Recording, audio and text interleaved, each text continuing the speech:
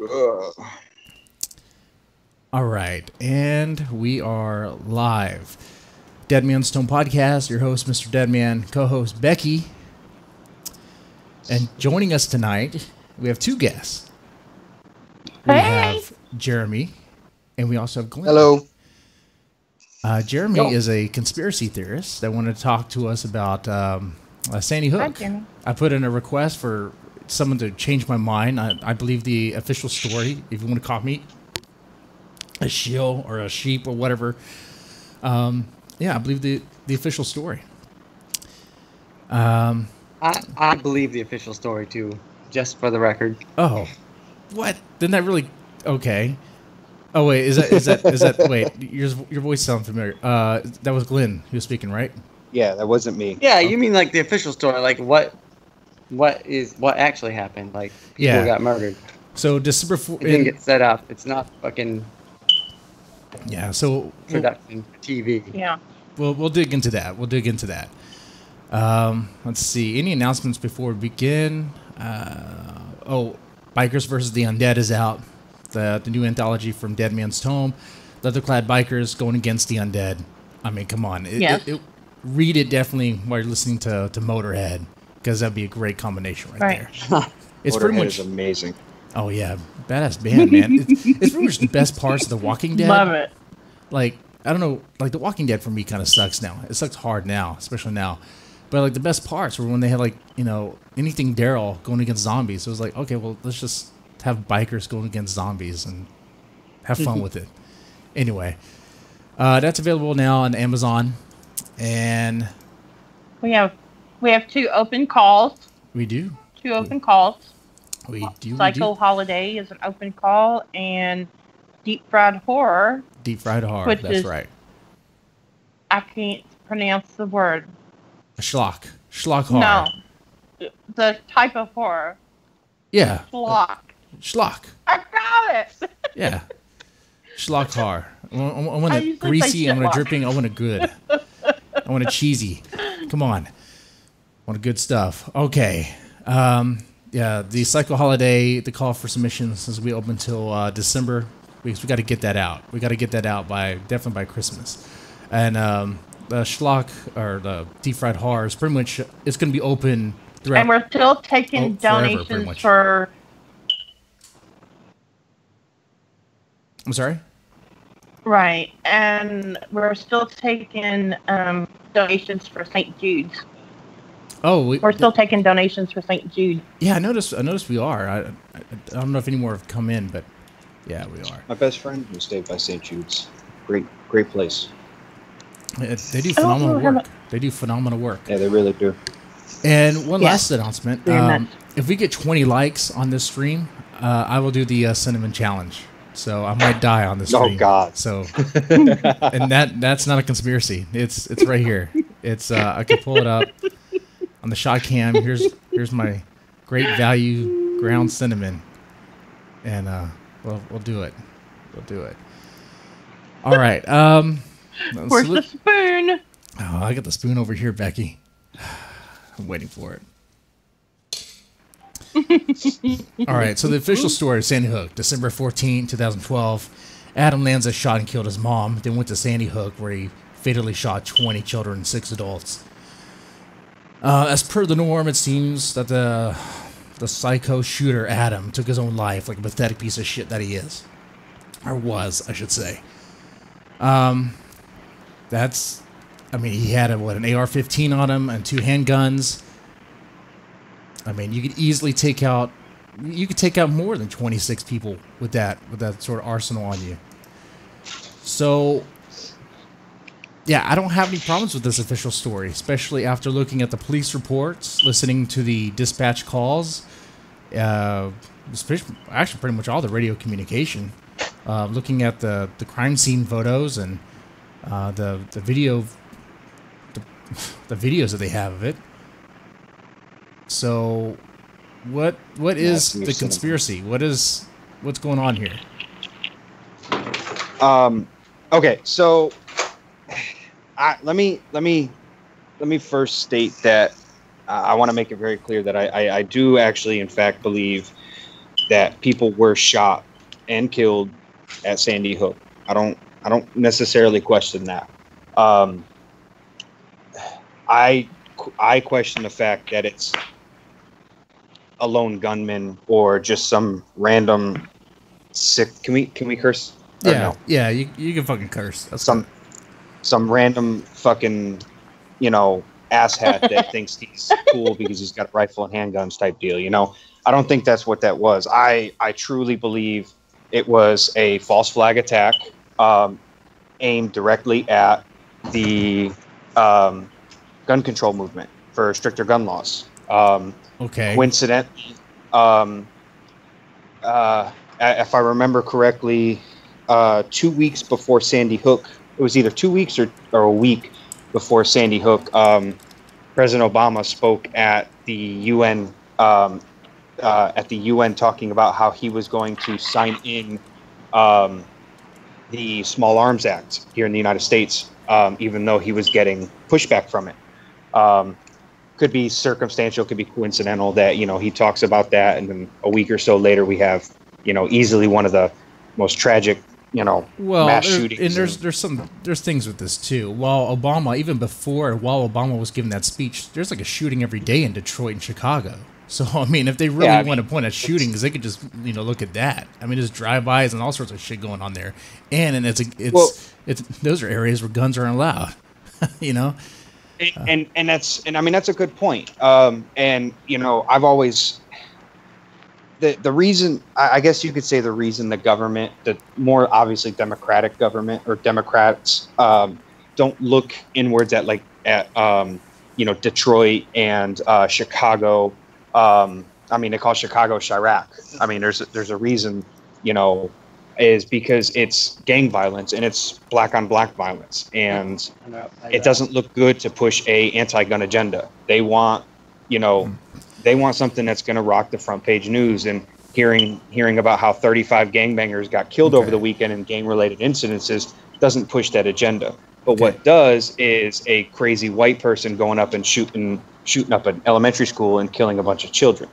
That gets people's attention and says, hey, whoa, slow down. Maybe we should regulate guns. My question for you is, why is it? How is it so far-fetched that one kid did it?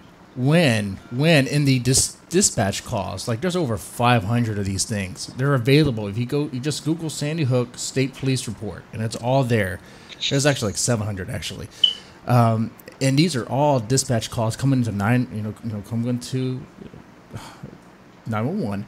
And then also the radio calls between the officers and all that when they're clearing out the rooms.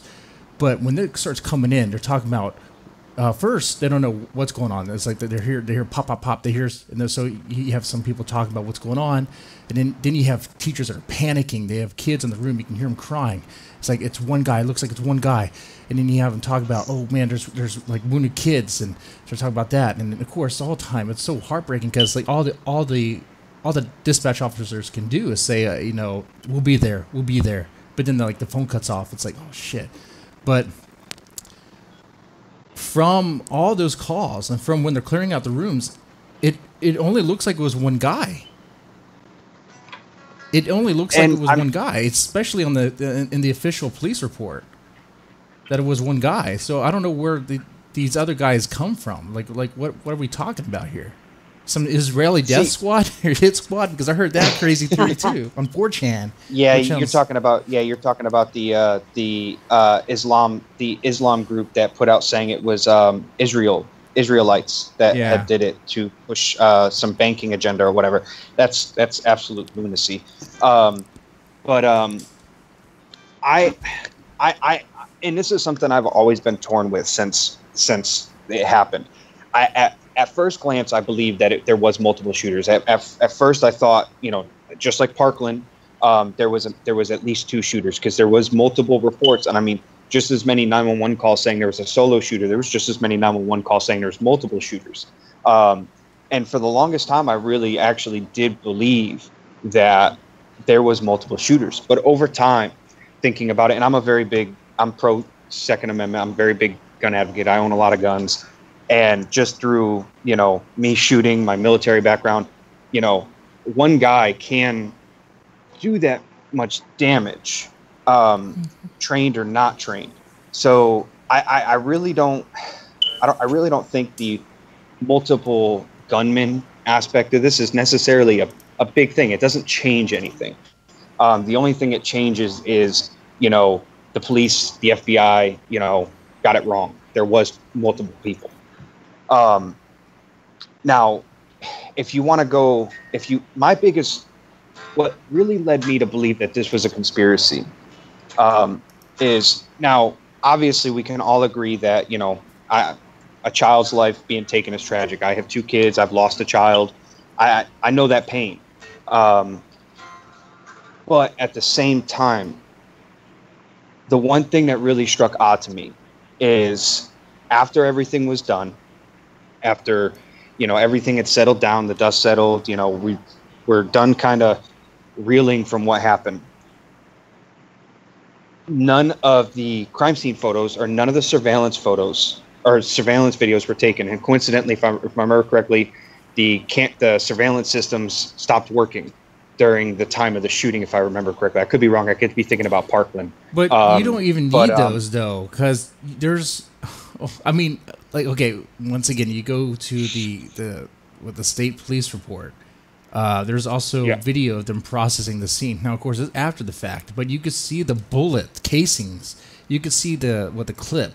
You could see the busted windows, the bullet holes, and though they cleaned it up, you could still. There's also, of course, a lot of redacted things. They're not going to show like the flat out gore, but there's still blood stains that you can see. Yeah. Now, of course, they black out the autopsy photos. But I mean, if you have clearance, you can see it. And of course, if you do a little bit more digging, you can find some other reports. So it's like, okay, I mean, clearly something happened. But it sounds like and something did. I'm not, and I know I'm kind of going down the, no one got shot aspect. I'm just trying to, kind of get everyone's minds on where, I first started thinking something was awry with this situation. When it comes to, crime scene photos and, the photos that have been released of Sandy Hook, anyone who has any experience with that type of stuff can tell you that that type of stuff can be staged. It was it staged? I don't know. I wasn't there. I can't, say without a shadow of a doubt. But I will say that, and this is the conspiracist in me. This is the person that questions everything. It could have been staged. Hold on. But if it was staged, hold on. We're talking about a massive stage. I mean, because that's a massive police report. It's like 9 books of information. It's a crap ton of information, and we're talking about over like I lost count how many photos there were. How many photos? And we're talking about hours of video. Like, what in all the dispatch calls, all that's fake? Because if we're gonna say one thing is fake, how fake does it get? You agree. You have to, if you say the crime scene photos are fake, everything from that point prior has to be fake as well. But and I understand where you're coming from, but one specific thing in America's history brings me to believe that something like this could and will be, fake, and that is the Bay of Pigs. The Cuban Missile Crisis. It had come out that it was a false flag attack on the United States to give us reason to go into Cuba. Well, the military does that. That of course happens. But the American government does it too. There's been, and I should have had all this stuff up before I got on with you, but there's been cases, of just the U.S. government in general, not only covering stuff up, but planting false flag attacks to, make it look like someone else has done something for political or financial or whatever gain that they have. So, I mean, it's one of those things you can't say 9/11 was an inside job, but at the same time say, I trust everything that the FBI has done with like Sandy Hook, for instance. It's just,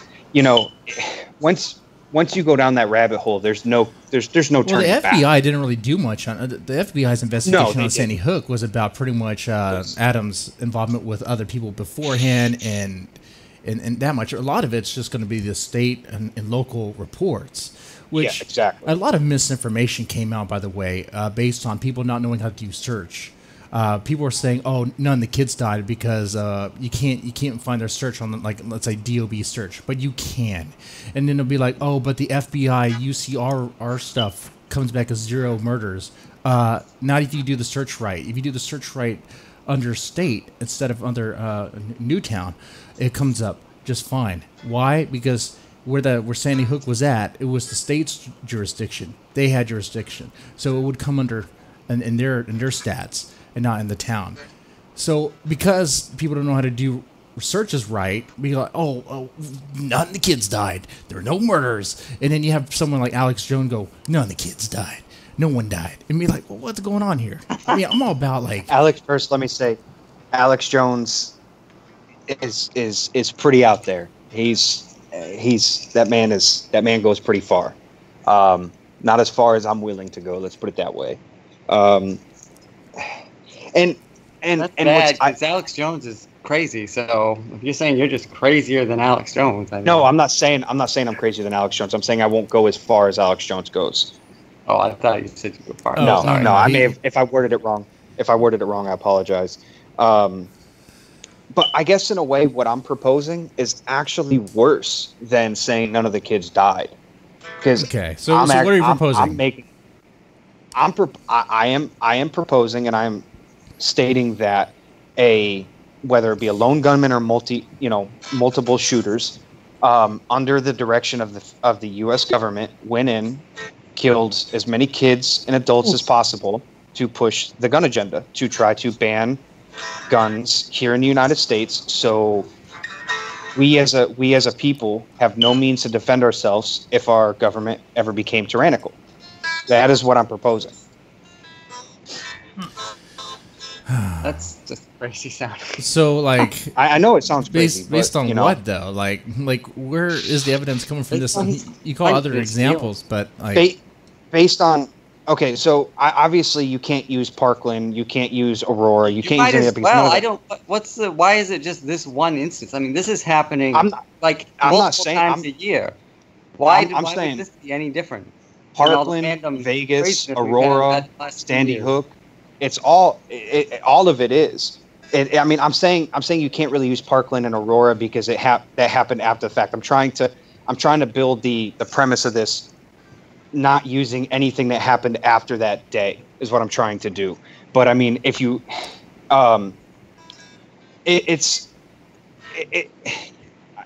sorry, I'm losing my words here. So it's kind of your idea is kind of the we're gonna make this happen, and y'all are gonna focus on this while we slide this exactly. through.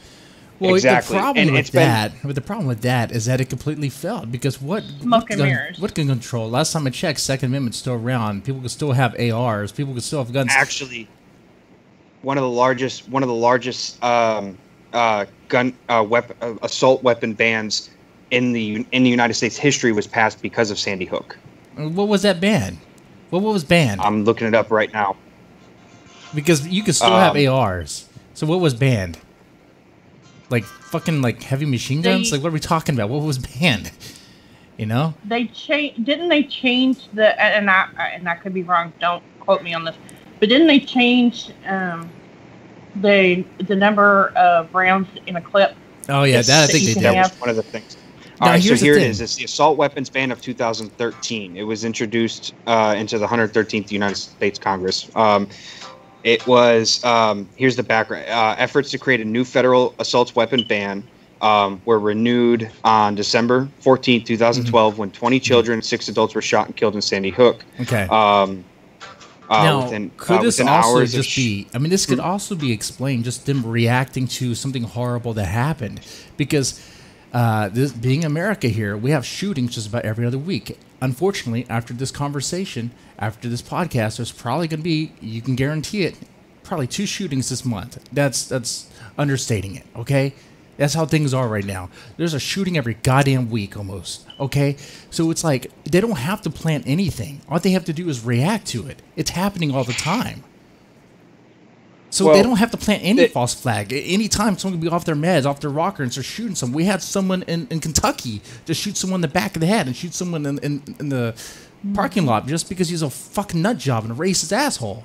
I mean, come on now. And you're correct. And I'll bring up kind of what we were talking about off air.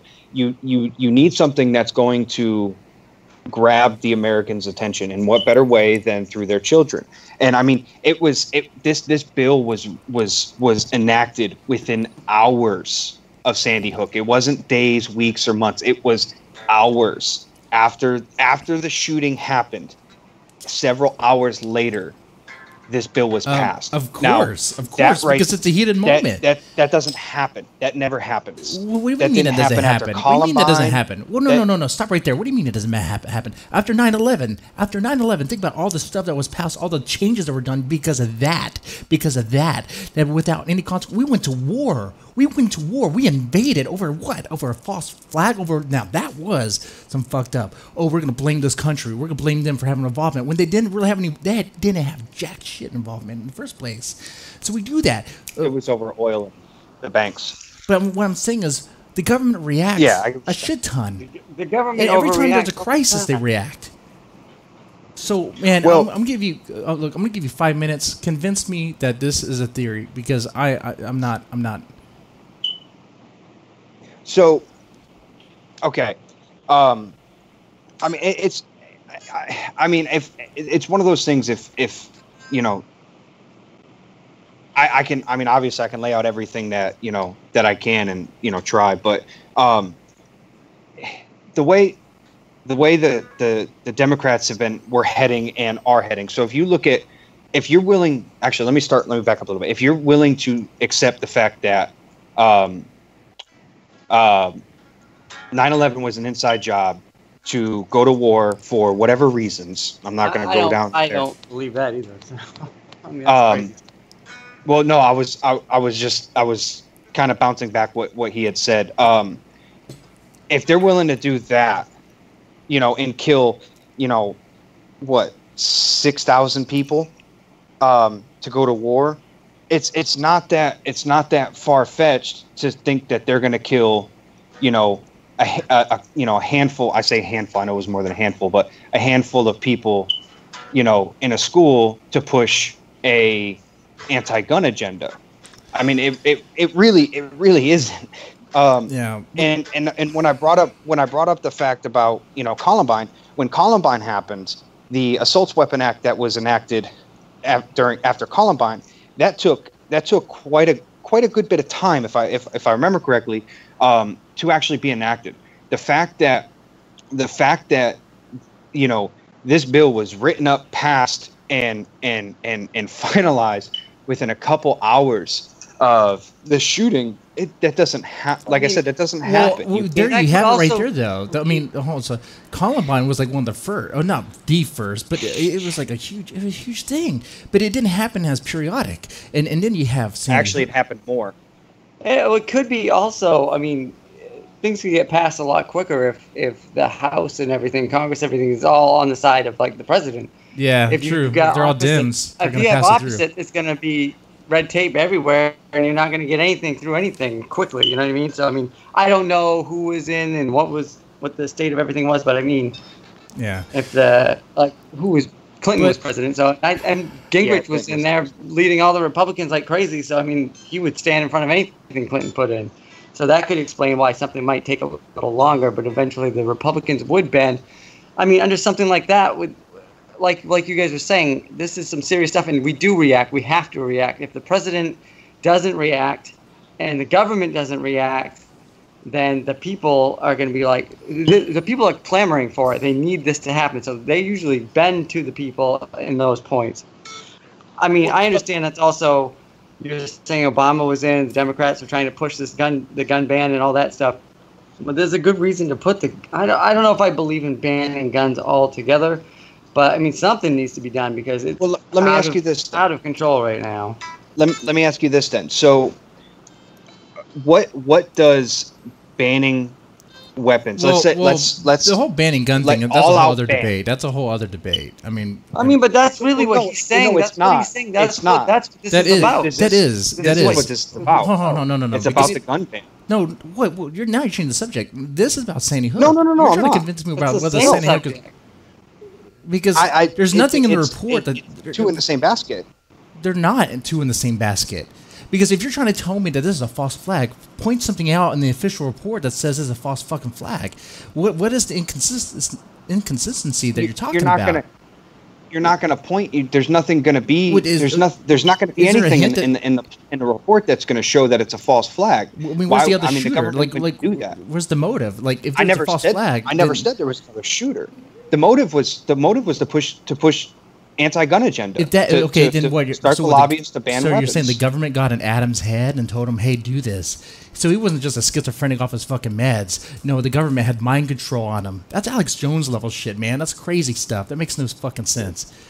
I'm sorry. I mean, if you want, I can put the I'm in your podcast on YouTube right now. I can put the link for that patent in the page, and I'm not saying that that's exactly what went on. I'm not saying that the government fucking went into his mind, and, you know. Hang on, somebody in the chat asked a question, and I want you all to know this. And he says, "Do y'all believe that 12 pipe bombs mailed with 6 stamps and not one of them blowing up was real?" Oh, man, that was fake. No, those bombs were fake. Those bombs look ridiculous. They look like dildos. Yeah, that was shit. Oh my god. But honestly, if those bombs were real, they would have blown up. But goddamn. Yeah, I kind of thought they would have too, but what do I know? Fuck. Okay, I'm sorry. Go ahead. Sorry. But I mean, put the link for the patent in the chat. Yeah, I can do that. Give me. I'll do it right now. Opening Chrome. So I can. I can. I was about to say I can put the patent in the in the fucking chat. Yeah, you can put the patent in the chat. That's fine too. I think we're just gonna have to agree to disagree as far as. I mean, okay, I do like this. I thought you were gonna come on and say no kids died. I'm glad you're not doing that because I would have a problem with that. No. Okay. No. I don't believe. I don't believe that. I believe children actually did die. Okay, so and like I said, but what you believe in short is that there's smoke and mirrors. Yes, Okay. I just posted that. Whereas I don't know if it came up yet, but I just posted that URL for the patent. For the patent for the mind control device. But now, I do want to be clear. I know we talked about that off air, but I don't think that's what went on with Sandy Hook. I was going to say, I'm supposed to be the fiction writer here, not you. I mean, but no, you just said you don't believe that's what went on. For a second there, I was scared. For a second, I was really scared. That's why I write horror, because there's a lot of scary shit going on in the world. Yes, you're right. But I guess my whole belief is that Sandy Hook was you can't really call it a false flag because a false flag is generally only used for a reason to go to war with someone. It was a smoke and mirror to get gun control in the forefront of everyone's mind because and I don't want to get into the gun debate, but it ties in with it. You look at if you ban all guns from the United States, okay, you ban everything. Bad guys are still going to have guns. They're still going to get it. They're going to get them through the black market. They're going to do whatever they need to do to get them. All the gun ban does, a blanket gun ban, is keep the good guys like myself, like many other people, from having them to be able to defend their homes, their person, whatever. And the Second Amendment was written in the Constitution to primarily, defend yourself. When the world was way different. Well, no, I'm not. I don't want to get in. I'm not going to get into it because that's a whole nother debate. But it was there to protect ourselves from a tyrannical government. The whole reason that was written was mainly to protect ourselves from a tyrannical government because we just left a tyrannical government. So, in that pretense, let's say the Democrats, they see that. They know it's written in our Constitution that if the government was to ever become tyrannical, we could step up, have a civil war, overthrow the government, and establish a new government in its place. And the easiest way to stop that is by banning the Second Amendment and banning the First Amendment. They're doing. Well, I mean, I don't think that's ever going to happen. I mean, it's happening right now. But I know we got off topic. I digressed into something else. I just wanted to. Tyranny, I wanted to give tyranny, man. That leads to a whole other topic. I mean, the politicians are pretty much in bed with lobbyists and corporations. Oh. Tyranny. They don't care about us. They don't care about the middle class. They don't care about the little people. And if they wanted to, they could drone strike all of us. Like, but I mean, man, that'd be a crazy thing. Anyway. Okay. I'm sorry. Sounds just as crazy to me. Sorry, Becky. I'm going to say that. I'm going to say this, and this is probably going to be a very unpopular opinion, but this is just my view on some things, and I probably need to learn to shut up and keep my mouth shut. But that's just not me. As a gun owner, I believe that, yes, gun laws need to be revised. But I also think that as a gun owner, you are responsible for what happens with your firearms. Oh, most definitely. I agree with that too. Meaning that people that aren't supposed to be able to get them should not be able to get them. And if they do, because of some careless, idiotic thing that you've done, like leave it on the coffee table and your 2-year-old shoots somebody, then you ought to be held responsible for that. Mm-hmm. Couldn't have said it better. Say it louder for the people in the back, please. Yeah, I mean, I'm sorry, but yeah, I do think that our gun laws need to be revised. But I think part of the problem is that nobody knows exactly how to do it, how to get it done, how to make it work. The question is, how do you stop the crazies from getting possession of guns? You know? Exactly. That's what that's part of what I'm. A mental health evaluation. What I'm saying is, none of us would own one. Good people go bad. I mean, you get regular, everyday people that something crazy, something could break in their life. They get hit in the head. Anything could happen, and they turn into a crazy. You can't predict that shit. I don't think you can ban guns. I'm not about banning guns. I'm not about getting rid of the amendment. I don't know what needs to be done, but it seems like. I had a crazy idea. I had a crazy idea once. I had a crazy idea. Since we're going on this topic, I had a crazy idea. Oh, Lord. I don't know how many of you guys go to schools. I can't say what my day job is or whatever, but I'm just saying, like, schools are pretty much still open. It's so crazy how low defense they are.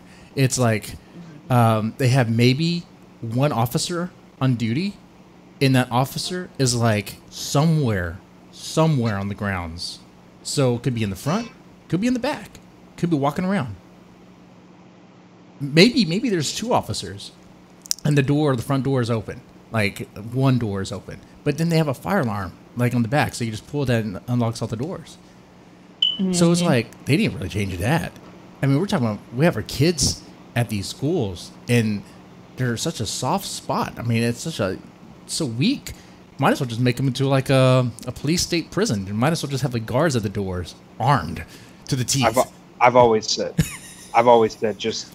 You want schools to be safe. You know, we have thousands and thousands of homeless vets looking for a job. Hire them as armed security. You know, obviously have them go through the proper procedure, make sure they're not, they're able to function with a firearm. But, put 2 vets, 2 or 3 vets at every school, and I know a lot of them, me included. I'd do that shit for free. I wouldn't so even crazy, but I don't know. At this point, it's true. It would work. That's a little crazy. Yeah. It's a nice idea. It's a nice idea. It's a nice thought, but I mean, our children are our future.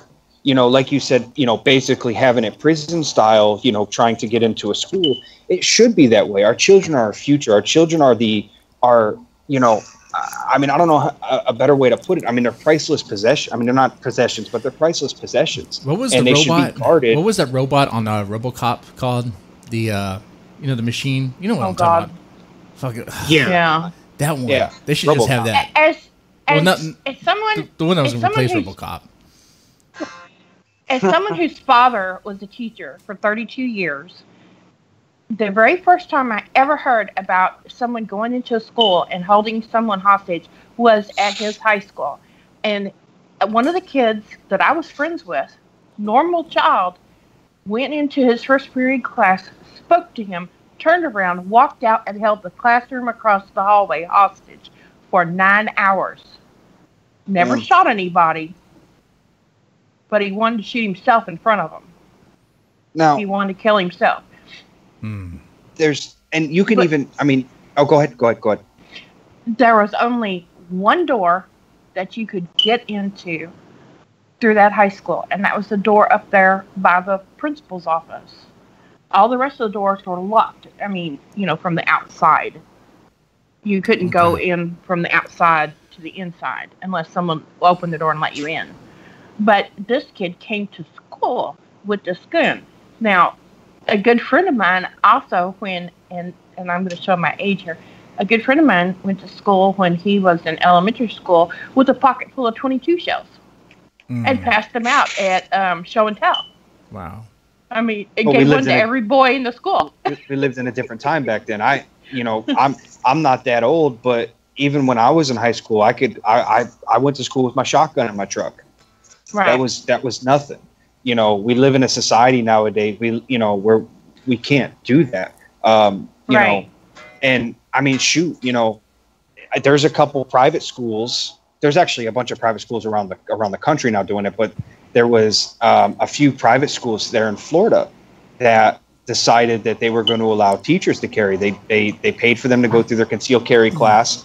They became deputized by the state or city police or county police or whatever, and they're armed teachers on their schools. And honestly, I think that would be a very good thing to do too. Make it a volunteer basis. If you have a teacher that wants to do it, they go to the class. They get they're in all intents. The class that the school that I'm talking about specifically, their teachers, the training that they had to go through was actually more rigorous when it comes to hands-on gun training, was more rigorous than a state police qualification course. The school in question, they mandated that they had a minimum of like 90 something hours hands-on live fire training. And they obviously ended up getting deputized by the county. But even if you do something like that, where you give them the option, hey, look, if you want to carry concealed, we'll pay for your class, or and then you can carry in school. That would be something that honestly would very easily stop this situation. I can tell you firsthand. I just had a situation a couple months ago. I had a guy come up on my property and start assaulting me. I drew my firearm, and the second my firearm came out, he retreated. Good guys with guns stops bad people. Okay. Every time. Well, now I'm going to stop that there before we go even deeper to gun rights. Oh, no, I'm sorry. I opened the can of worms. No. It's all right. No, you're fine. You're fine. All right. So I thought there was going to be a little bit more heated than what it did. I know I came off kind of hot at some times.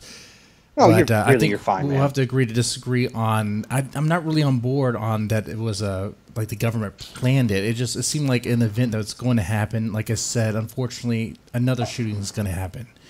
Somewhere at some time, and it's like the government doesn't even have to even be in their heads. They're just gonna be doing it. So I think, thank you for coming on to talk to me about this. But yes, I know. You need to send me a friend request. Yeah, definitely. I'll here. Are you by any chance on the same conspiracy page? I don't know if she is. No, I'm not. Well, here, I'll tell you what. What I'll do is I'll post my my Skype info on the call we're on, and you can add me from there. I'll message you, and I'll have you add me. Okay. Thank you. I know I didn't really convey. I really got off subject because I had my whole little plan laid out of, basically what I was going to say, and I completely threw it out the window and said, fuck it, I'm just going to say what I want to say. So I didn't really do too good of a job either, but, to each is their own, I guess. Well, it was fun. It was fun. Okay. Yeah, so now we're going to shift gears and talk pretty much Glenn and all his work. In that part, you're free to listen to the show, but I will have to to send you off. What I'm going to do something different though tonight is I'm going to put a link out. I'm going to give it to Becky, and she can put it on the Facebook page or whatever in the group, and then people can come on periodically and ask questions to Glenn. So there we go. I get to ask first question now. All right, you get to ask first question. I like Glenn's books. All right. Let me go ahead and peacefully sunset. Sorry, Glenn. Not Glenn. Sorry, Jeremy. I get names all messed up. No kids, I know you do. You slaughter them. I know. All right. Yeah. So it is Glenn Rolfe, right? Glenn Rolfe, yeah. Okay. Good. So, thank you for chiming in a little bit. You held back. I could tell. It was kind of like me and him. And I'm not gonna talk bad about him. He's not on here right now. So I mean, I don't really agree with everything he said. It's I thought he was gonna say no kids died, which would cause me to go a rage, but he did not, because I saw some things today I can't unsee. So I'm just reading the reports and all that. It's crazy. All right. So, okay, I'm going to share. You got to reset. You totally got to reset. You can easily reset with this. Just reminder everyone, let's get the likes up on the stream. If we get 20 likes, I'll do the cinnamon challenge. I mean, for real. What is the cinnamon challenge? Is that like sniffing cinnamon or something? What is that? No. No, he has to eat a spoonful of cinnamon without anything to drink. I don't think that's safe. I don't think you should do that. It's not safe, but I'm going to do it. It's not at all. But I'm not known for doing things that are safe anyway, so that's all right. No, he's not. All right, so and only a handful of people have died from this or something, from what I hear. I don't know. And you and I, Jesse, I swear you are not going to be dying on me tonight. Glenn, you and I are going to be doing the podcast alone.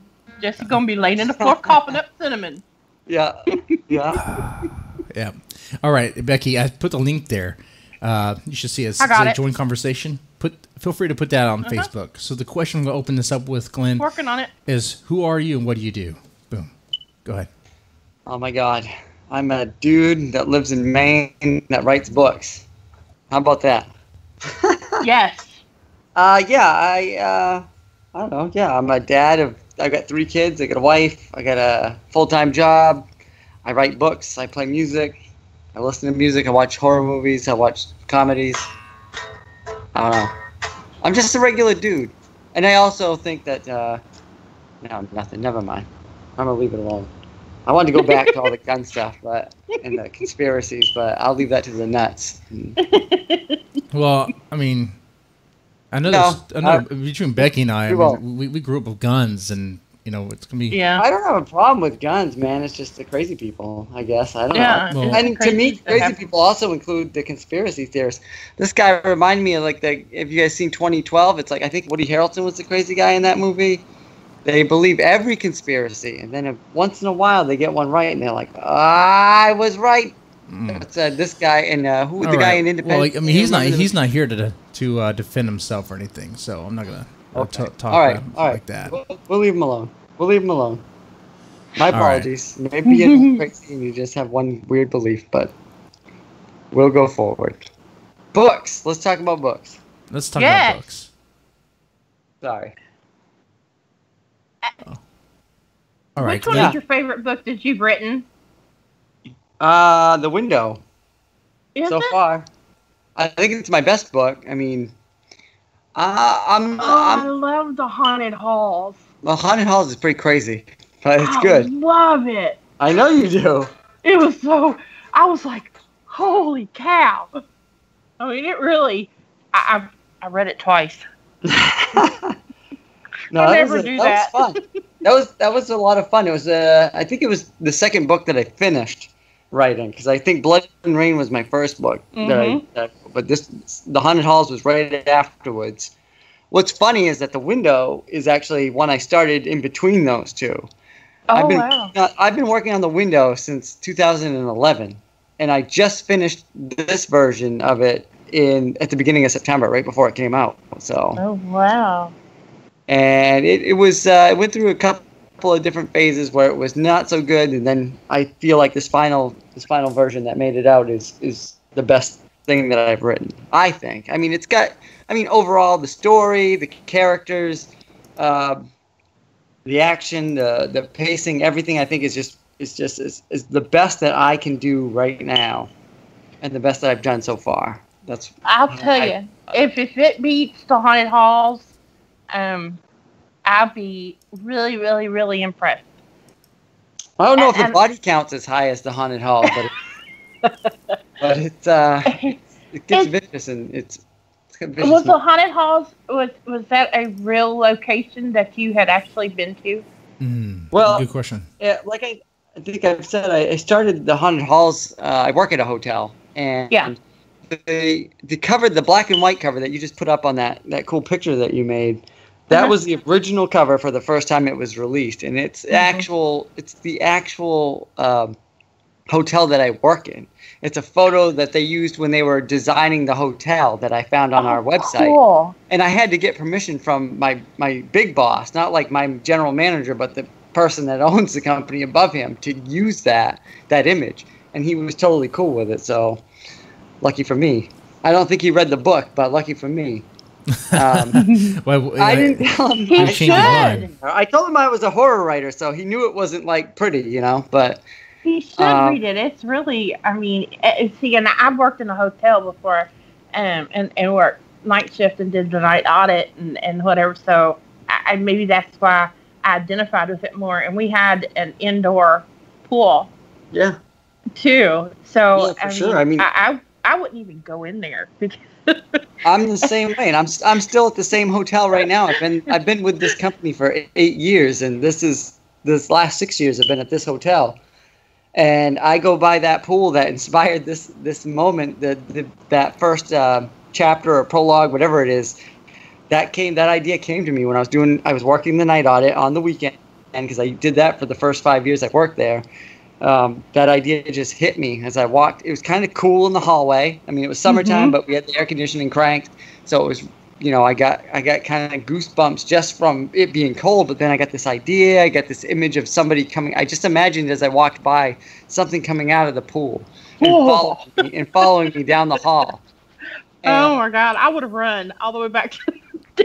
I mean, but it was just my imagination, you know what I mean? But it scared me, and I think I've told you this story before. Like, yeah. I walked. There's a bathroom, the restroom that's on the first floor, public restroom is right after the pool. I walked into there, pretending, like in my mind, imagining someone following me. I put my back against the door and just imagined that whole first scene that's in the opening of that book, where all of a sudden the door gets cold. The door handle gets cold. The floor beneath frost over. Starts to frost over. The mirror starts to frost over that's right in front of me. All that, I just kind of sat there and let my imagination go wild. When it gave me the creeps, I said, "Oh my God, I got to get down to my computer quick and start typing this up." And I just went from there. Went from that scene, started the whole book. I mean, cool. Working at That's this hotel. So amazing. Working at this hotel, I mean, have you seen things that that aren't your imagination? Have you seen bizarre things? In the story, the guy dies, and they find him dead in the pool, and then it becomes something that the employees start talking about months later. They're like, "There's this, a guy died in the pool." It's not funny or anything, but like 2 summers ago, someone had a heart attack in our pool. Like it wasn't anything creepy, but just someone died at the hotel. Someone got put on a stretcher. Their family, they were on vacation. It was a wife. She had a husband and 2 kids. They were teenagers, and the mom's gone after that. I mean, that's just like bonkers. You know what I mean? That stuff can happen. That's the kind of stuff that creeps me out. I have a family. Those ideas like that. At any moment, anything could happen. Creeps me out, and that's usually what I try to put into my stories is the stuff that actually creeps me out. Yeah, because it's very real a short feeling. Story inspired off this other event. But yeah, I mean, this stuff happens every day, everywhere. So yeah, it was very real feeling. I mean, it was. And what's amazing. crazy is that the government didn't have anything to do with it. It just actually just happened. No, sorry, I couldn't resist. Have you seen? I mean, working there. I mean, have there been times where I'm sure you've seen this, where like some creepy old men come in with like, I don't know, like little girls or whatever, things like that. Oh my God. No, I didn't get that. I the other night auditor that worked 5 days a week. I worked just the weekends, and then I worked regular shifts during the week. I remember him telling me that an older guy came in with a young kid, and the kid came down by herself or something in the night, and he like tried to, I don't know, he was talking to her, and he said he got just a weird vibe, like he wanted to call the cops on it. I don't know if I can't remember or not. Oh, just some weird stuff like that. Okay. I've never actually had it. I've just kicked like bums out and stuff. Man. What's the strangest thing that's ever happened? Attitude, drunk people, and all that stuff. So. What's the strangest thing that ever happened? To me? Yeah. I had it's just drunk people usually. I mean, working at the hotel in the overnights, we work in front of a Mexican restaurant that has a bar. So you get people after the bar shuts down that wander in, that want a hotel room, don't have enough money, or don't have a credit card, and they'll get wound up, or they'll just start babbling. I had a guy that came in and called me an arrogant prick because he didn't have enough money he didn't have money to get a room at my hotel. So I told him to go across the street. There was a Motel 6 that was like half the price of what we had. And he went out, and this guy was totally drunk. He didn't have his shoes on his feet. He was carrying them. And I watched him. There's a hill to go up to the other hotel. I mean, there's a road, but he didn't bother walking up towards the road. I watched him walk up the hill with his shoes in his hands. And then he called me like 15 minutes later from the other hotel to bitch at me. And then he wanted to be connected to my manager's voicemail so that he could leave a message. And I actually listened to the message the next day. My boss called me into the office, who was laughing because this guy was crazy. And he goes, "Manager, you have a front desk agent by the name of Glenn, and he's an arrogant little prick. And he just cost you $1,000. It was the best. And my boss they heard the message before I did. And when I got to work the next day, when they called me in, they had a new pin, a new badge for me that said arrogant prick instead of Glenn. It said arrogant prick. That's funny. It's kind of crazy, but I guess it's more fun than anything. But it's like a badge of honor there. Yeah, I think it's a hilarious story now. I mean, it is. We had a lady that locked herself out. She was drunk, and she locked herself out of her room. She was naked. Oh yeah. And wait. She had to. Good naked or bad naked? I mean, how'd she look? I'm a girl. I'm a girl. You can still judge. What's the problem? Not lesbian. I mean, that's okay. Yeah, not good naked. You're gonna be not good naked. Okay. No, but the funny thing was that we had there were like shells and fish nets and glass baubles that hung on the wall for decoration, and she took down one of the fish nets and wrapped it around herself and came to the front desk. Well, a fish net, I mean, it has holes all in it, and it doesn't hide anything. So what the hell? I mean, but she was drunk, so she came down in fishnet and wanted a key, and the guy that was working the front desk with me said to her, and I kid you not, "I cannot give you a key without your identification." Oh no, and she's naked. She doesn't have her wallet with her. And she looked at him and goes, "Well, where in the hell do you think I would put that?" And I said, "I'll make you a key. Check you in. I remember you." Yeah. I think he just wanted to look. Yeah, maybe. I don't know. Check the one pocket you have. I don't want to see that. Yeah, I don't want. Ooh, no. I don't want to see. I don't want to see that anymore. Here's your key. Goodbye. Yeah, there you go. Yeah. Oh man. I need a. So yeah. You know, some of these As long stories. as they can make it into their room, if they're gonna throw up, they make it into their room. I had a guy that just I smelled him as he walked by my desk. I was like, oh God. Oh You no. could smell the booze, and this guy's stumbling. He makes it to the elevator. I hear it ding. I hear him go up, and then I get a phone call from the guy next door to his room that said this guy just threw up. He was knocking on my door, then he went to his door, and he just threw up in the hall. And the hallway just reeks of it. And I'm the only one on, so I have to clean it up. I just hope they can get into their room. If they want to make a mess inside their room, that's fine. But they're making it, he was outside of his own door and just couldn't get the key in the hole in time, and just right on the door and the wall and the rug. Oh yeah, good times. Now, good times. As a quick reminder, we have 6 likes so far. 14 more. I'll be taking this cinnamon. You see the cinnamon right here on the video? I'll be taking that. Take a spoonful. I got a spoon right here. I got a spoon right here. So I've said that's not a safe idea, I think. Yeah. Don't worry. Yeah. I'll survive. Yeah. You can't kill what's already dead. He survived $10 whiskey. Yeah, it's the worst thing I've ever drank. Yeah, it's I'm horrible. not touching whiskey ever again. Whiskey's bad news.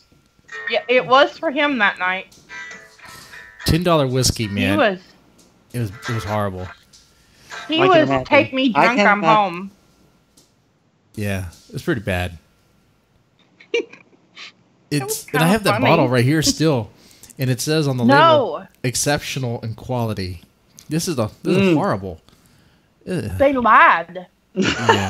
They lied. I look at it, and it just makes my stomach turn, man. You better throw it away. I'm gonna pour it out and see what happens. See if it kills the plants or whatever. I bet you it will.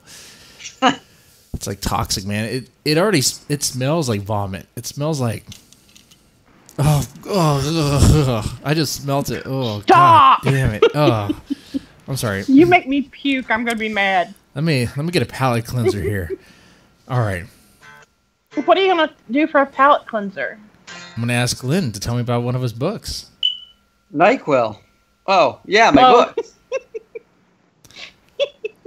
Let's talk about which Becoming. one? Becoming. Oh, I love Becoming.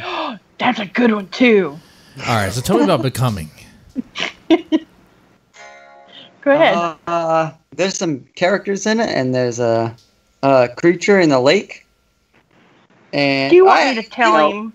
No, Becoming is kind of like my ode to Invasion of the Body Snatchers and Tommy Knockers. Ooh, I mean, Invasion of the Body Snatchers is one of my favorite movies, the 70s version with Donald Sutherland and Jeff Goldblum and Leonard Nimoy. And it's crazy cast. I mean, these people that show up in that movie are insane looking at it now. But there's a lot of crazy people in this book too. But it's really flipping good. Oh yeah.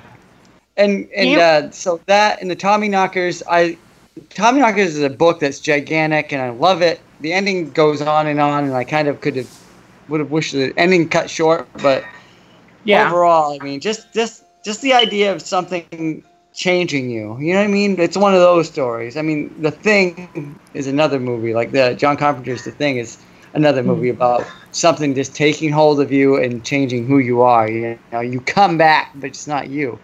And just that's always fascinated me in movies and books anytime I read that. So, I mean, it was only a matter of time before it bled into one or two of my stories. So Becoming is kind of my version of that. I put it in a small Maine town that's around a lake. And these 2 kids go to the lake. Oh, yeah. At the beginning, it's these 2 kids, 2 young preteen teenage friends that go to a lake. And the boys just plucking around with some slug-looking thing, and it's more than that. And it gets him. It gets him, and he disappears, and he runs. I mean, can you imagine if you were? I just imagined myself. I grew up in a trailer park, and there was a cornfield on one side of the road, which always creeped me out because the children of the corn. But then there was the woods and like a dirt pit on the other side, and we had like a swampy area that would in the early summer it had water and it was filled with bugs, and I just kind of imagined myself going there with one of my friends at the beginning of this book, and one of us fucking around with something that we shouldn't have been messing around with, and it pulling one of us in. And can you imagine if I had gone home and told my dad, you know, Greg just went into the water and he's gone.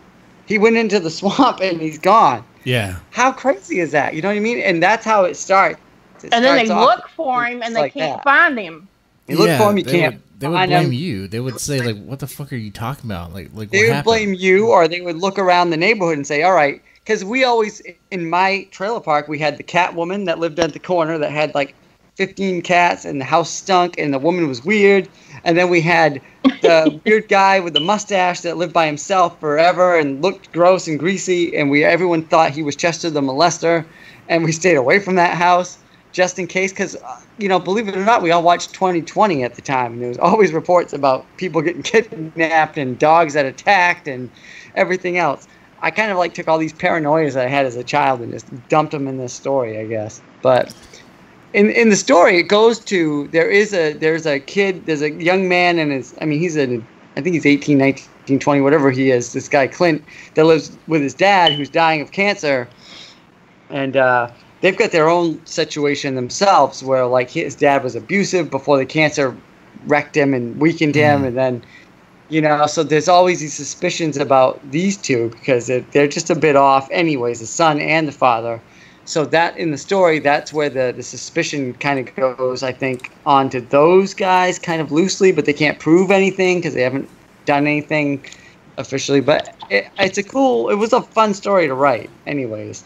It was a good read. It was one of those ones that, you know, you pick it up, you start reading, and you're like, you're done with it, and you're like, why the hell is it 4 a.m.? Right, and that's one I've got a sequel to that one started, because writing it, you don't. For me, I don't plot out my stories. I kind of get a scene. Like I said, it was the kids going to the swampy area, lake area. And that's how it started. Just with that, from that scene, it sprouted the rest of it. So I ended up finding, when I thought, all right, I've reached the end, I still had questions myself about, well, what is this thing in the lake, and what's the history? It alludes to a little bit of history through a journal and some other things in the story. And I kind of left it open for something to work on towards the future, which I've started. And I was originally going to put it out in December, but I don't think I'm going to make that. So probably sometime next year you'll see the sequel. Cool. To that story, and hopefully we'll find out what this thing is that's in the lake and what's gone on and what's happening now currently. Because I think it takes place 5 or 6 years later after the story ends. Well, is it a mind controlling government? It's definitely a mind controlling government. Yeah, for sure, definitely. I mean, I'm definitely already. Stop it! You're gonna get us in trouble. Cut it out. Definitely already intrigued because even touching on the thing about what kids do, man. Like, hell, when I was a kid, yeah, we went to I didn't have a lake near me, but we went to the woods. We had like this patch of forest. Hell, we got on our bikes. We did all sorts of stupid stuff, like went around the neighborhood. You do all kinds of dumb stuff. Yeah, like it's the best. It was just like anything could happen to us, and because our parents weren't around, there was no adult supervision. But yet we managed. Man, there's things, really dumb things. Right?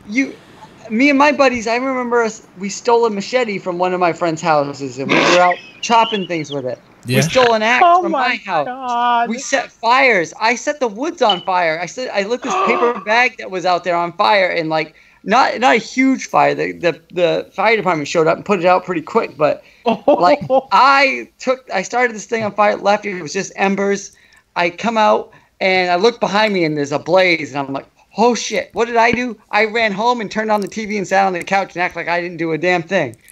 Luckily, the fire department wasn't far from where the trailer park was. They put it out pretty quick. But, I mean, had this been that was like in the fall or in the close to winter, so it was a little colder out. Had it been middle of summer, high heat, winds, and all this other stuff, who knows what would have happened. But oh, shit.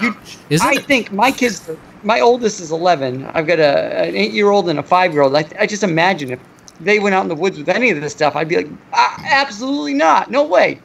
Yeah, right. Freaking fire starter over here. We were free back in the 80s, you know what I mean? The parents would say, oh, yeah, ride your bike down to the town that's half an hour away and do what you want. Just be back by supper. Yeah. Nowadays, if they go away like that, it's a CPS report, you know? It's like, oh, God damn it. Right. You know, they'll be like, oh, we have an abandoned child over here in the woods. It's like, it's not abandoned. They just went on a field trip, you know, like people used to do. They went on a bike and they're just adventuring, man. It's just adventuring. Yeah, we'd be outside for hours, and our parents would have no idea where we were or what we were doing. And look, the three of us are still here right now. So, I mean, you mess with stuff. Hopefully, you've got enough sense that you don't get yourself killed. I guess. I don't know. I mean, that's kind of part of the process, right? And it's a learning experience. Right. You learn from that. Yeah, for sure. Sure. I mean, hell. But see, now I'm curious. Like, this thing that took the kid, like, does the kid become this thing? Or does it, like... You have to read it. We're not telling you. This thing has a tentacle that it shoves down this kid's throat and releases this stuff inside of him. So the kid does eventually start coming back to town. And when he comes back to town... he starts transforming other people. Mm-hmm. Okay. So he's like a But we're contagious... not telling you anything else. He's like a But he doesn't venom. come back to town like, hey, Mom and Dad, I'm home. He just shows up at neighbors' doors in weird hours, like in the middle of the night, early in the morning. And they're like, oh, my God, it's Greg. What's he doing? And then, you know, they become the next victim. They get brought to the lake. They change. He's gonna deep throat him with his tentacle. What? That sounds wrong. But nah, is that what happens?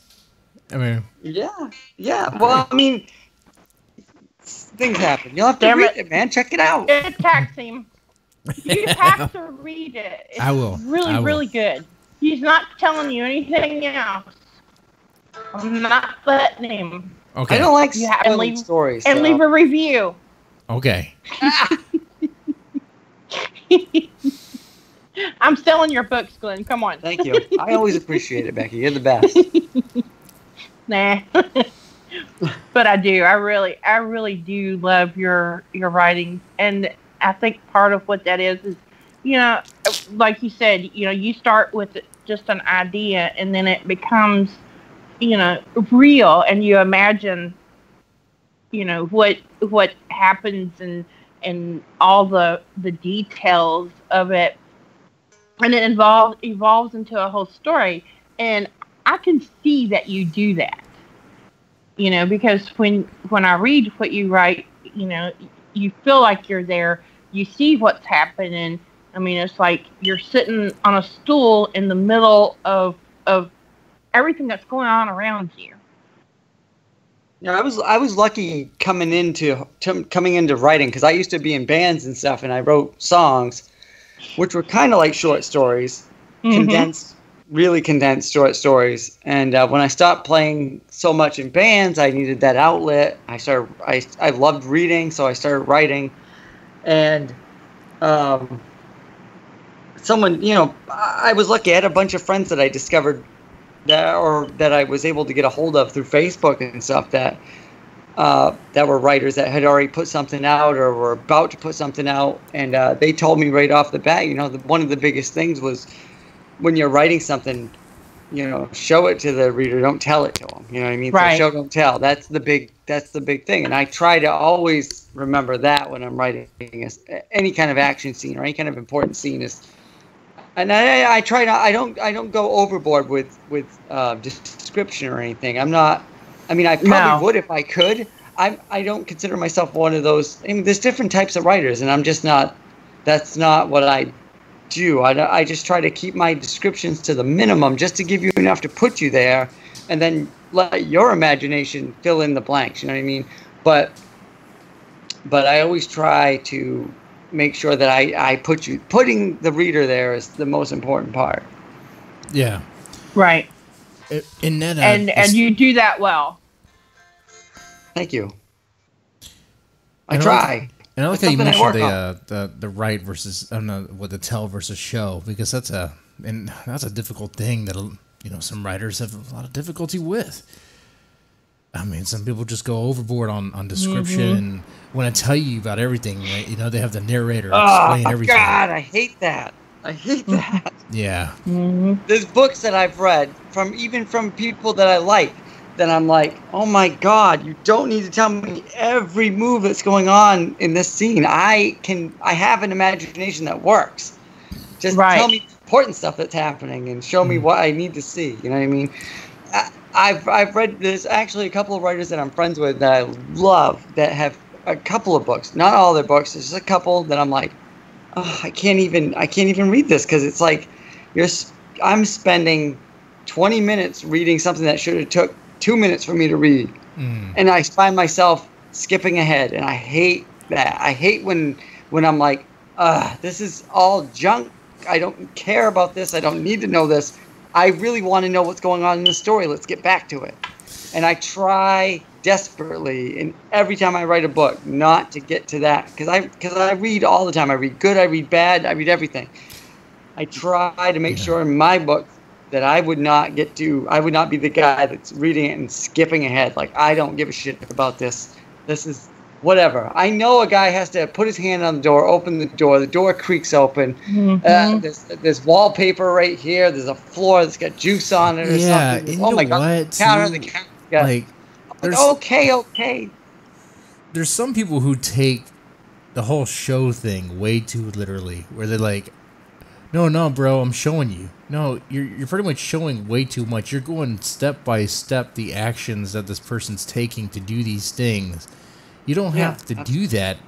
That becomes like a how-to guide and becomes annoying. It's like, I get it. Exactly. Yeah. Yes. Yep. Totally. It just takes you out of being involved in it. It makes you like, like you're looking down and watching the story instead of being in it. Right. And especially when the story's actually good and you're actually interested, you're invested already.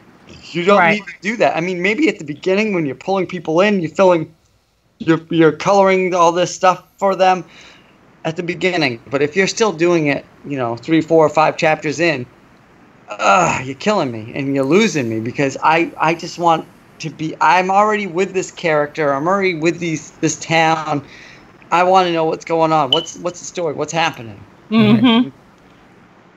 So I try to maintain that. And what's funny is with a lot of my stories before this one, before The Window, which is the new one, I've heard a lot of people, they want to know more about the characters. I try to give you enough so that you get invested in the characters, but, some people expect Stephen King-like stuff where you've got the whole background. You know this person inside and out. I mean, Stephen King does it, but he's got a way of doing it where he makes it interesting, to me, anyways, personally. Right. Yes. I don't feel like I'm Stephen King, so I don't feel like I can do that successfully every time. With The Window, I made an effort to dig into each of the characters a little bit more. Not overboard, not like anything I felt like I couldn't do. I tried to comfortably extend myself a little bit out there and build these characters a little bit more, because that was like the number one. I always read my reviews, and that's one of the things I see that's recurring is that people want more. Even if they like the story, which is good, they still were like, it could have been, instead of a 4-star, it could have been a 5-star read if I just knew a little bit more about these people. So with Window, I tried to I pushed myself to build the people without losing the story, without losing the pacing, without messing everything up. I mean, it's so easy to me. I've seen people that try to imitate Stephen King that do the side tracks that, like, all of a sudden we're learning about a past situation that has nothing to do with what's going on. Yeah, and you're like, what the hell? I don't care about that. Yeah, right. You could do something like that with a paragraph instead of 5 pages. Right. Yeah, I was about to say the trick with that would be to keep it short and sweet, and not just to go on this whole tangent where you get lost in. Keep it interesting. Exactly. I mean, come on. I mean, even as a writer, as myself, when I'm writing, sometimes I'll write you'll write like I said, like 3 or 4 or 5 pages about something, and maybe there's like a bunch of good paragraphs that you're really impressed with your own writing, and you're like, oh wow, this phrase or this line that I wrote this is pretty cool. This sounds like a song lyric or something that would stand out. but sometimes you have to sacrifice that stuff because as good as you think it is or whatever, maybe it is good, but it's like surrounded by all this piles of stuff you don't need in the story that's taking people away from the story, that's losing people's attention. You have to cut that out anyways and just try to stick to the story. It's hard to do, and it's I don't know if all writers do it. I know a lot of my friends that write do it. The cutting process is hard, but it's one of our favorites. You know what I mean? It's like you're making the story stronger, and you have to realize that as you're doing it, as you're going through and rereading what you've done or revisiting what you've done. My big problem is adding characters. I can set a scene. I can make you see, hear, feel, taste, touch, everything in there. But I add characters, and I'm just like, forget it. What you need more interesting friends. The haunted halls. I shit you not. The haunted halls is full. When I was writing that, it was really basically I'm sitting there at that hotel that I work at. I'm sitting in the back office because there's nobody coming in the front at 2 o'clock in the morning. I'm sitting out back with my computer, and I'm like, let's see what happens next. Well, I want to put my friend Kurt Baker in the story. Kurt's a big Elvis Costello fan, so we'll change his name to Kurt Costello, and we'll add him into the story. And he always writes love songs. He's always falling head over heels for girls. And if, the haunted hall starts off with this guy, Kurt, that's falling head over heels for Rhiannon, the girl at the beginning of the story. So I actually Rhiannon is actually a girl that I knew that I used to work with and hang out with. And Jeff, the overnight guy, was based off another musician friend of mine, Jeff Palmer, who goes by the punk rock name of Jeff Useless. He's still releasing music. I mean, these guys, him, Eric Gentry, who's like one of the big evil guys in the story, is the singer and songwriter for a band called the Adorkables. They're out of California. I mean, he's got a new band now, but he's still somebody I talk to. We became friends over like Brian Keene books, talking Brian Keene books on Facebook. How cool. But I ended up putting him in the story, and the guy's a huge Evil Dead fan, and I think there's a section where he's got his Evil Dead shirt on or something. Oh, that's cool. Just stuff like that. I mean, it's just about pulling your friends into the stories sometimes. And I asked him. I mean, I don't think I asked him until after I actually wrote it, but I knew he was going to love it because he's a huge horror fan. And I said, dude, I used your name, like Eric Gentry, not just your first name, not just your last name, your actual name. Are you okay with that? He's like, fuck, dude, yes. This is awesome. Yeah. That's so cool. I mean, so what's funny is years later, like Brian Keene's The Complex, I think there's a section at the beginning where he's talking about thanks and stuff. And he was listening to the Adorkables while he was writing that book. It's so friggin' weird how that just came around. When I got that book and I saw that, I wrote to Eric. I said, dude, have you seen this? Brian Keene was listening to your band while he was writing this book. And he flipped out. He hadn't seen it yet and flipped out and was like, oh my God, this is amazing. That's cool, man. Hey, small world. Small world. I love it. It is small world. We share common things, you know. You listen to your friend's band, and I'm harassed by the same troll that used to harass him. and Nicholas. Oh my God! Passion. Hey, you had better behave, and didn't pray before the podcast. Well, I love trolls. Trolls are the best. Trolls are fun. Not this one. What's worse is when they're actual writers too that are hanging out in the neighborhood. But I mean, I won't get into specifics, but there are some out there that are bad. Yeah. Is this material for the drama box? We used to have we have a drama box, but haven't. No, let's not. No submissions. Stop Okay. there. We don't name names. Yeah, trolls are everywhere. They're not just nameless punks hanging out in the shadows. Some of them are right out in front of the public and are great. Some are big assholes. Some are great at playing people. So you're not kidding. I don't. Yeah. I don't joke. I don't like jokes. I know I said I like watching comedy movies, but I don't like jokes. Oh, you Right. don't like, I'm just kidding. I love jokes. Hey. Yeah, but So, you don't. Hey, You don't like to be the butt of a joke, and I got made the butt of a joke not too long ago, and it wasn't funny. But no, anyway, it doesn't feel good. That's for sure. no, it doesn't. I was mad.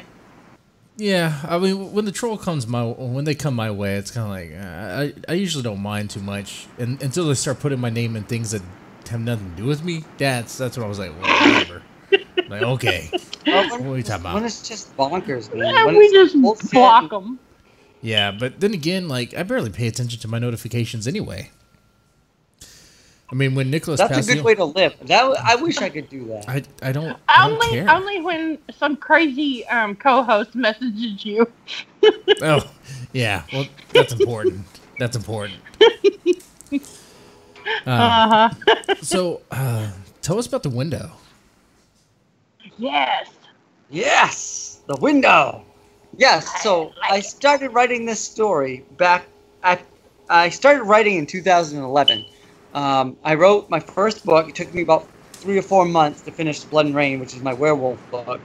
And right after that, I think I did a short story, and then I was like, all right, I got this idea. I was watching a Bruce Springsteen documentary for Darkness on the Edge of Town, and he said something about how he wanted these new songs, because Born to Run was a huge hit, full of like big songs, big anthem songs. He wanted something grittier, something that people dealt with these issues every day. It could be anybody that dealt with these issues.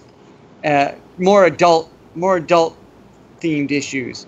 And he wanted the songs, more than anything, he wanted the songs to resonate with people, because that's what makes them really feel it. That's what makes them stick around. And I thought, wow, I want to write a book that does that. And in order to do that, though, you have to be willing to look at yourself and say, what are my problems, or what are the real things I'm dealing with? And for me, I have a lot of inadequacies, especially when I first started writing the book. I was still out of a job. I was on unemployment. I had 2 girls at the time. My wife was working. I felt like shit. You know what I mean? I didn't have a band anymore. Yeah. I wrote a book, but it wasn't worth anything yet. I hadn't done anything with it. And I was feeling pretty low at the time. And I thought, well, that's what you do. You write about those low moments. There's other people out there going through the same shit. And that was the initial idea behind the book. And then what really got it started was I went out to the kitchen and I opened the refrigerator reaching for a beer, and I saw something out of the corner of my eye, and it freaked me out, and it startled me, and I kind of jumped, and I looked over, and it was just my reflection in the window in the kitchen. And I was like, oh my God, that's so ridiculous. I'm just so fucking ridiculous. That just scared the shit out of me, and it was just me. And then I said, oh, wait a minute. And I thought, well, what if this reflection moved, I stood up and looked at it, and then it moved its arm, and I hadn't moved my arm, I just started with that. Like, this thing's its own thing that looks like me, but it's moving on its own. And then I thought back to the Bruce Springsteen thing, and I thought about my problems, and I thought, what if this thing I'm looking at is me, but like the ultimate version of me? It's doing all the things I wish I could be, the things I wish I could do. And that's how this story all started. Was from those. I see. So you reach in and grab a beer, but you reach in, you grab a beer, but it's reaching in, it's grabbing like what? Like a proper drink, a rum and coke or something. It's like, oh shit, he like that. Oh, like yeah. He's living the high life and laughing at me in my PBR, yeah. And I'm like, dude, this still tastes good. I still like it. Screw you. No. But I mean, that's what it started from. And I went, and it was just, originally it was going to be about the dad, all about the dad. But then when I started writing the dad, I gave him a son as I'm going along. Because like I said, I don't plot. I'm just running along. And then all of a sudden the son's whole life became its own thing. All of a sudden the son's dealing with divorce, which is something I dealt with. When I was 13, 14, my parents got divorced, and I never thought that would happen in my life. And I kind of took that aspect. I said, all right, well, I need to pour myself into this story. So I poured myself into the son as well as the father. And I have all these different aspects that I can look at, all these different angles from as an adult and as a child. All of a sudden, they're all pouring into this one story and coming together. And then obviously I figured, well, if the dad's looking at this thing, it's showing him all this good stuff. I said, what's it doing to him looking at this? It's not just helping him. I mean, he thinks it's helping him, obviously. He's enjoying it. He's in a trance of some sort. But slowly throughout the story, as the more he actually starts seeking out this image that puts him in this trance, that makes him feel good, it's actually getting him more and more. It's taking him over. It's weakening him. And then I thought, well, eventually this demon's got to possess him. And then eventually while I was writing, I thought, well, why does the demon need to possess him? And so I started coming up with a background for the demons that I have in the story, which I don't want to get into because I don't want to spoil anything. Well, so it could be a government conspiracy. That could be you gotta behave. No, it's definitely, and it's definitely got to be the Democrats. Obviously, it's the Democrats trying to. Well, of course, with the get rid of the guns and everything else, and it's Barack Obama, Hillary, and CNN, Clinton, and pedo rings going on. You got. Yes. You know, they're sacrificing the kids to the psychic vampires. Oh you know, my they siphon their energy. What is this guy doing? Sacrificing the kids like they would do that. Okay. Anyways. They're using CPS to round all the kids up in their foster homes where they go in like vampires, like Dracula. Yeah. Oh my God, yes.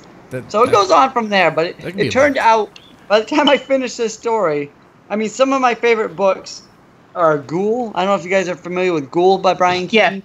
That's my favorite Brian Keene book. Boy's Life by Robert McCammon, the coming of age type stories. Oh, I love that one. But surely while I was writing and revising The Window, the coming of age aspect of the son James and his friends and what they're going through really took over. I mean, it initially started as my own problems as an adult, but it went to these kids. So throughout the book, all of a sudden this coming of age aspect takes a huge part of the book, and it's something that I've always loved and always thought I'd love to write a coming of age story. I don't want to set out to write one. I don't know. I felt weird to like say, "Oh, I want to set out to write my coming of age story right now," and I didn't do that with this. It just evolved into that while I was writing it through the writing process, and I love how it turned out. And that's that. And there's the possession. The demon aspect, which I gave my own twist to, so it's not like an exorcist type thing where there's a priest exorcising people and all that. It's my own kind of deal on it, my own demons, my own folklore that I made up for these demons. I gotta check out this book. So wait, you know, this demon, it appears as a reflection in the mirror, or through not the mirror, but the window. In the window, in any kind of reflection that you can get, actually, because it gets once it latches onto him, once it gets in his head, and then in the story they seek out. They're referred to, I think, as weakness seekers. They kind of look for these people that are downtrodden, that are out, that are bummed about themselves, that have issues with themselves. Man. Because those are the people that are the weakest that you can actually get a hold of. You know what I mean? Well, I think we all, if we want to be honest, I think we all have those weak moments where we look ourselves in the mirror and ask, "What the fuck are we doing?" And imagine if you did that, and the reflection is all of a sudden talking back to you and inspiring you and giving you good feelings, but eventually those good feelings turn bad. I mean, I think of like Pet Sematary, right? Pet Sematary is a great idea at the beginning. You're like, oh, I put my dead animal or my person in there and they're going to come back. That's a great idea. You love that first initial idea. You don't think about the consequences or what's going to come back. And sometimes dead is better, right? That's what they said. Right. So, I mean, there's always a price. And that's why at the beginning of the story, I used a quote from a Bruce Springsteen song that's called "The Price You Pay." And that's, you know, that ties in there as well. And I thought I had to put a Bruce quote at the beginning because he was one of the initial things that got me writing the story. Okay. I really, really, really, really, really cannot wait to read this. I've got it. But you know I've got it because you sent it to me. But I'm going to, you know, I'm not going to bed tonight. I'm going to read this book. Man, that's good. That's good. And what was the reception like with this book, or for this book? I mean, it came out it just came out at the end of last month. So far it's been really good. I've got a lot of good reviews from it. The thing that throws me off is there is a sexual aspect to the story, and there is some abuse in the story. I think it's minimal. It's minimal. I definitely didn't put it in there to exploit it, to like push any limits, to push anybody's buttons. Yeah. It just felt natural in the story. It felt like the dad's got some issues. The demons push those buttons because he has those issues. They don't push those issues upon him. He's already dealing with these issues. And some people didn't get it. I mean, some people got to that. I mean, it's literally like, I think there's like 4 or 5 scenes in the book that are minimal pages, if pages at all, if not paragraphs. And there's some people that couldn't get past it, didn't get it. They missed the whole thing. I like how often this subject comes up, with things that are too taboo, things are too offensive for other people. You know, it's like, and it's hard. Damn it. Yeah, it's hard.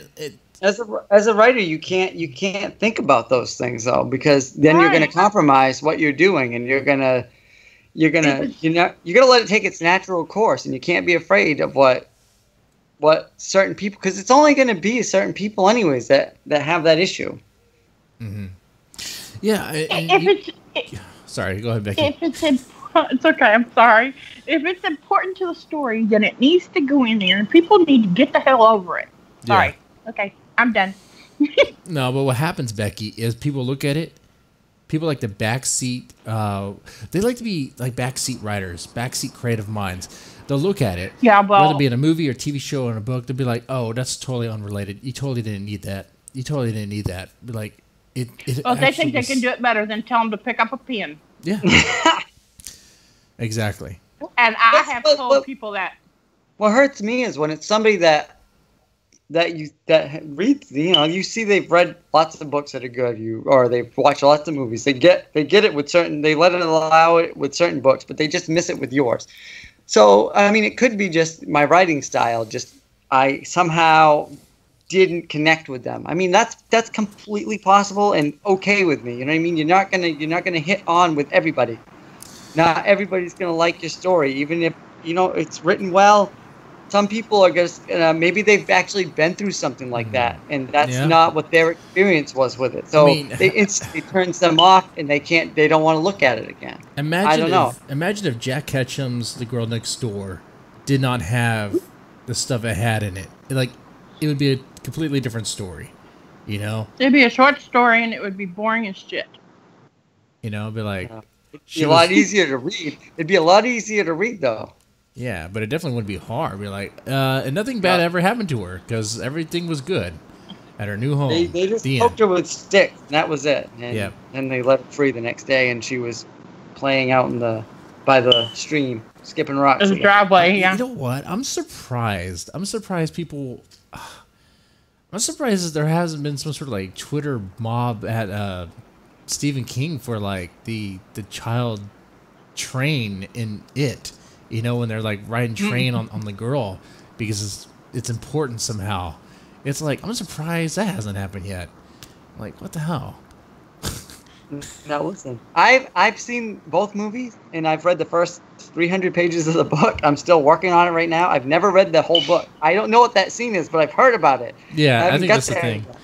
I think that's it. But I'm not afraid to read it. I mean, I want to read it because I've heard about it from other people, and I'm I want to see what the hell happens. I love these kids, you know what I mean? So it's well, they I guess the plan was that if they get rid of their virginity, the clown or it, not the clown, but it wouldn't affect them anymore or something like that. Oh, they've watched too many movies. Well, it was the girl's idea. It was the girl's idea. Virgins are the only ones that live. They've messed it all up. Yep. No. There's definitely people that you're not going to get certain things past. You know what I mean? Sometimes there's just something that certain people don't want to. There's people that don't want to read about animals getting harmed in books. Yeah. Even if it's even if it's natural and it happens in the story, and it makes sense to the story. You're not doing it because you hate animals and you want to shove it in their face.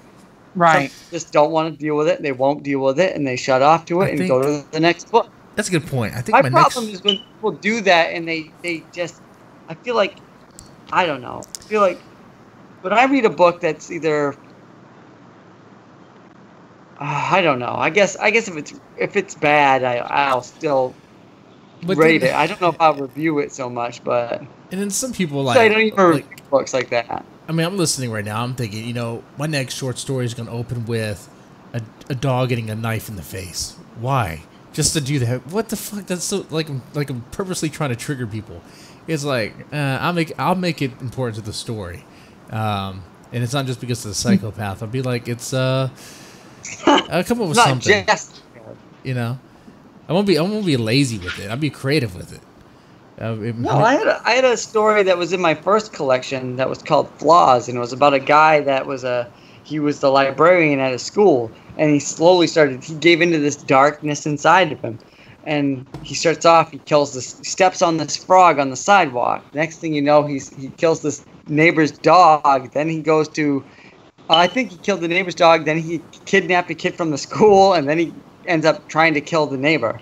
Oh, sweet. It's pretty dark. It's pretty heavy, but I mean, I felt like for that character, all of a sudden he's felt something, and he's driven all of a sudden. He's got this new drive in him. It's not a good drive, and I don't try to put it off as a good drive. This is when I finished writing this story, I wanted to take a shower. I felt gross. I felt like, oh my God, I can't believe I just went through all that. And I knew readers were going to do that too. And what's funny is, anytime you write a short story collection, there's always people that really, really, really, really, really hate certain stories, and then on the opposite end, there's people, those are their favorite stories. And that story for me personally, it was hard. It's a hard story for me to even read, and I knew it was going to be difficult. But I've read the same thing where this story was terrible. I can't believe he did this, and then oh my God, this story was the best. This is one of my favorite standouts of the collection. People have different feelings about certain things, and they're going to react. And you as a writer can't control how they're going to react. Once you put it out there, it's gone, and people are going to react how they react to it. That is true. That is true. That's all you can do. Now, Glenn, we are coming towards the end here. I have a last question I'd like to ask everybody, and that is, what is your favorite horror film? Film? Yeah. Oh boy, I don't know. I mean, I got like a three-way tie at the top for me. It goes back and forth depending on what kind of horror you like. Because I love, when I think of pure horror, scary, like unnerving, I think of Texas Chainsaw Massacre, the original. Because it feels so real to me when I watch it. I'm like, I'm watching what's actually happening, and it's not one of those stupid found footage movies, but it's just done perfect. It's gritty. It's insane. You're stressed out the whole time because people are screaming, and especially that last 20 minutes. It's just insane. You're like, oh my God, and your whole body's wrecked. You're anxious as hell. What's gonna happen? And even when I rewatch it, which I do not frequently because I couldn't watch that every day, but every 6 months, 7 months, 8 months, whatever it is. Yeah. I try to check that out. That's probably my favorite one as a pure horror movie to me. But my other favorites are definitely Jaws and The Thing, I think, are two of my other favorites. Oh, yeah, The Thing is real good. Yeah. Ooh. You put those are my top three horror movies. But when I think of pure horror and what actually freaks me out and gets me on edge, Texas Chainsaw Massacre is just the dad that owns the meat shop or whatever, the gas station, he's just so crazy, and I believe that character is real when I watch him, because he's just unlike anything else I've come across in my life. Well, and it reminds me, when I watched Toby Hooper did Eaten Alive, and I got that on DVD not too long ago, and the guy that runs that hotel in that movie, he's that same kind of crazy oddball character. I love that character. I love how Toby handles all that, how he writes that and directs that and finds these guys. It's perfect. Well, and there's people like that, and that's the thing. you know, how bizarre Texas Chainsaw Massacre is. I mean, it's very plausible here in Texas that there's a family like that. And it's like out in the middle of the woods. You break down. You walk over just to get gas, and you go to the wrong friggin' house. That's all there is to it. Now, and that can happen anywhere. Now, I want to use this time to remind viewers that this cinnamon challenge did not happen. It's right here. It's right here. Come on. I know it's a very unwise idea, and some people have died from doing this. Not everyone, okay? Hashtag not all. Yes. Not yet. Not yet. And but don't worry. I don't think Mr. Deadman's going to die out of cinnamon. I think it's going to take a little bit more than that. I mean, shit, I might have to up it. I don't know. But 20 likes, come on, guys. Next stream. Now, where did you get that? Where did you get that cinnamon? Did you get that at the? Was that government issued? I mean, was that like the government blocks of cheese I used to get when I was a kid? Oh, I thought it came in the mail. I thought maybe you're gonna, yeah, this came in the mail in a very suspicious package. It was 6 stamps. It only had 6 stamps. Yeah. But they weren't even American flags either. They were North Korean flags. So it was like really fucked up. Yeah. Like, I don't know what's going on there. Don't do it. Don't do it. It's real stuff. I definitely didn't switch it out to like cocoa or cocoa powder or something else. It's, oh man. Ooh, let's just smell it. Whew. Put it down and step away. I'm putting it down, don't worry. But yeah, definitely, you know, on the Monday stream, maybe we can hit it. 20 likes. Maybe I won't go to work on Tuesday. There's a silver lining there. I'll leave it my will. I'll leave something good. I'll leave something good for Becky. The publishing company?